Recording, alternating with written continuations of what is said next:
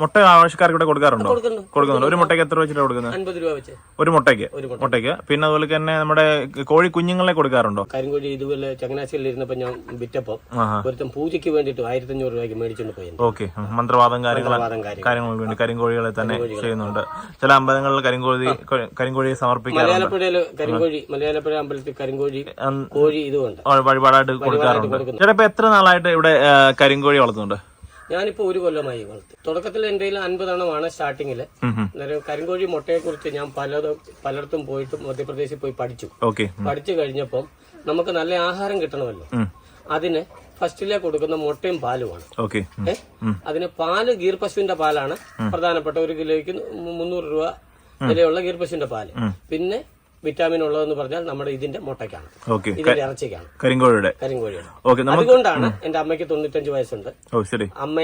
അമ്മയെ ഒരു 10 കൊല്ലം കൂടെ നല്ലവണ്ണം ജീവിപ്പിക്കാനും എനിക്കും രോഗമില്ലാത്ത ശരീരമായിട്ട് ജീവിക്കാൻ വേണ്ടിയിട്ടും ഞാൻ ഇതിന്റെ പോഷക ഗുണമുള്ള സംവിധാനം അറിഞ്ഞുകൊണ്ട് തന്നെ ഇതിനെ വളർത്താൻ തുടങ്ങി. നമ്മളിപ്പോ കരിങ്കോഴി മുട്ടയാണ് യൂസ് ചെയ്യുന്നത് വീട്ടില്. ഞാൻ കരിങ്കോഴി മുട്ട ഒരു ദിവസം ഒരെണ്ണം യൂസ് ചെയ്യുന്നുണ്ട്. ഓക്കെ. പിന്നെ അതുപോലെ തന്നെ നമുക്ക് ചേട്ടപ്പോ 50 എണ്ണത്തിന്റെ തുടക്കത്തിലാണെന്ന് പറഞ്ഞു. എല്ലാം 50 കുഞ്ഞുങ്ങളെയാണോ കൊണ്ടുവന്നത് അതോ വലിയ തന്നെ എടുത്തത്? 50 ചെറിയ കുഞ്ഞുങ്ങളെയാണ് കൊണ്ടുവന്നത്. എത്ര ദിവസം പ്രായമുള്ളതിനെ?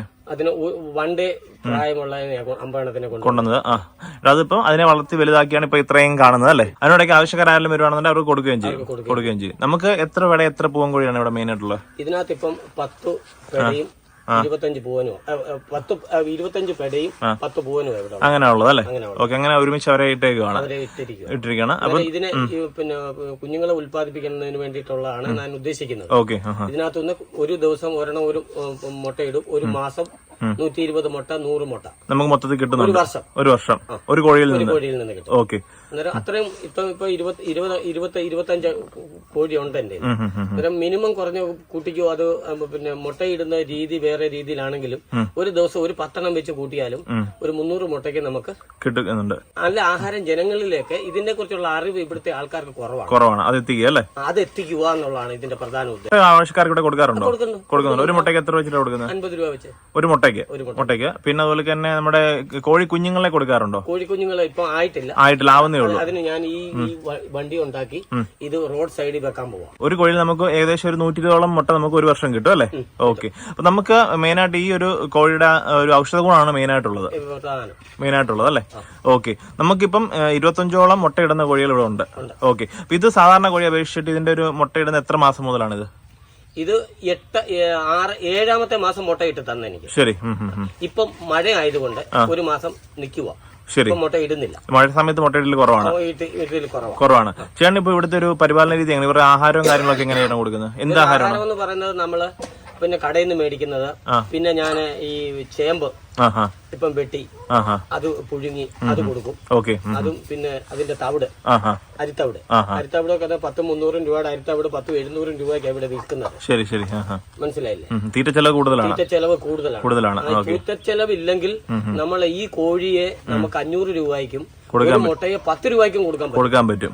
ശരി. അന്നേരം ജനങ്ങൾക്ക് നല്ല ഒരു ഇതിൽ കൂടെ കിട്ടുന്നത് നല്ല ആരോഗ്യം കൊടുക്കുക എന്നുള്ളതാണ് നമുക്ക് കൂടുതൽ ജനകീയമാവും വലുതാകാൻ. അന്നേരം അതിനു വേണ്ടിയിട്ടാണ് ഇപ്പൊ നമ്മള് ഇതില് ഉള്ളതിനെ ഇപ്പം നമ്മൾ കൊടുക്കാനായിട്ട് ഉദ്ദേശിക്കുന്നത്. ഇതിനകത്ത് ഇപ്പൊ എത്ര ടൈപ്പ് ഉണ്ട് ചേട്ടൻ കരിങ്കോഴികള്? 20 എത്ര ഇതിനെ പല കളർ ഇങ്ങനെ കണ്ടുണ്ടോ കരിങ്കോഴികൾ? കളറുണ്ട്. ഒരു ചുമലയുണ്ട്. തല മൊത്തം ചുമല വരും. പൂവിന് ചുമല വരാറുണ്ട്. ചുമല വരും. പിന്നെ ഇതിങ്ങനെ വരുന്ന കണ്ടോ? അതിന്റെ ഇത് വരും. അതിന്റെ കണ്ടോ? ശരി. അതിന്റെ മൊത്തം കറുത്താണ്. മറ്റേ അതിന്റെ ചുമലയാണ്. കറുത്ത് ഫുള്ള് കറുപ്പായിട്ട് വരുന്നുണ്ട്. പിന്നെ തലയുടെ ഭാഗത്ത് ഇങ്ങനെ ഒരു മഞ്ഞ പോലെ അല്ല ചുവപ്പ് പോലെ വരുന്നുണ്ട്. അതെല്ലാം തന്നെ കരിങ്കോഴികൾ തന്നെയാണ് അല്ലേ? ഓക്കെ. നമുക്ക് ഇതിന്റെ ഒരു ആയുസ് എത്രയാണ് ഈ കരിങ്കോഴിയുടെ? അങ്ങനെ എന്തെങ്കിലും പറയാം? ആയുസ് നമുക്ക് ഞാൻ അവിടെ ചെന്ന ആദിവാസികളോട് ചോദിച്ചപ്പം അവര് പറഞ്ഞു ഒരു 10-15 കൊല്ലം വരെ ഇത് നിൽക്കുമെന്ന് പറഞ്ഞു. പിന്നെ പൂവന് പെടയും ഇതങ്ങ് നിക്കുമെന്ന് പറഞ്ഞു. പിന്നെ അവരതിനെ കുറിച്ച് നോക്കിയിട്ടില്ല. ഇതിന്റെ എത്ര ലൈഫ് ഉണ്ടെന്നുള്ളത് അവര് നോക്കിയിട്ടില്ല. അവര് ഒന്നാമത് പൂജയ്ക്ക് ഉപയോഗിക്കും. കരിങ്കോഴി വളർത്താൻ വലിയൊരു ഹൈടെക് കൂടിന്റെ കാര്യമൊന്നും ആവശ്യമില്ല. അല്ല, കരിങ്കോഴിക്ക് ഇതാണ് ആവശ്യം. നമുക്ക് മണ്ണ് തിന്നണം അല്ലേ? ഓക്കെ. അന്നേരം അതിന്റെ വിറ്റാമിൻ കിട്ടത്തുള്ളൂ. നമ്മുടെ മണ്ണിൽ ഇളകി അവിടുത്തെ കാര്യങ്ങൾ പുഴുവിനായി വലിയ ഷെഡ് കെട്ടിയിട്ട് നടക്കത്തില്ല. കൂട് കെട്ടി അതിനകത്തൊരു വലിയ തീറ്റയും കൊടുത്തില്ല, ഗുണം കിട്ടത്തില്ല. അഴിച്ചുവിട്ട് വളർത്താം. അഴിച്ചു വിട്ട് വളർത്തണം. അങ്ങനെയാണെന്നുണ്ടെങ്കിൽ നല്ലതാണ്. ഓക്കെ, അതാണ് ശരിക്കും കരിങ്കോഴി വളർത്തേണ്ട രീതി. കരിങ്കോഴി വളത്തിന്റെ പ്രധാനം എന്ന് പറഞ്ഞു കഴിഞ്ഞാൽ അഴിച്ചിട്ട് വളർത്തുകയാണ്. പിന്നെ വൈകിട്ട് കയറുകയുള്ളൂ അല്ലേ. ഓക്കെ, അത് തന്നെ കയറിക്കും. ഓക്കെ. അപ്പൊ നമുക്കിപ്പോ ചേട്ടാ ഇപ്പൊ കോഴിയുടെ കാര്യം പറഞ്ഞ വലിയ കോഴികൾ ഇപ്പൊ കൊടുക്കാറുണ്ട്. നമുക്ക് മുട്ട ഇപ്പൊ ആവശ്യക്കാർ വന്നു കഴിഞ്ഞാൽ മുട്ട കൊടുക്കാൻ എപ്പോഴും കൊടുക്കാനുണ്ടല്ലോ അല്ലേ. ഓക്കെ, മുട്ടയായാലും വലിയ കോഴി ഇപ്പം ഈ അടയിരിക്കുന്നതായാലും അല്ലെന്നുണ്ടെങ്കിൽ ഇപ്പൊ മുട്ട ഇട്ടുകൊണ്ടിരിക്കുന്നതായാലും അല്ലെന്നുണ്ടെങ്കിൽ പൂവനായാലും എല്ലാം നമ്മുടെ കയ്യിൽ എപ്പോഴും കാണും. ഈ ഒരു സമയമുണ്ട്. പിന്നെ അടുത്ത ബാച്ച് ഇനി കുറച്ച് കഴിയുമ്പോൾ വലുതായിട്ട് ഇറക്കാനുള്ള പരിപാടിയിൽ ഇതിനെ കൊടുക്കുന്നത്.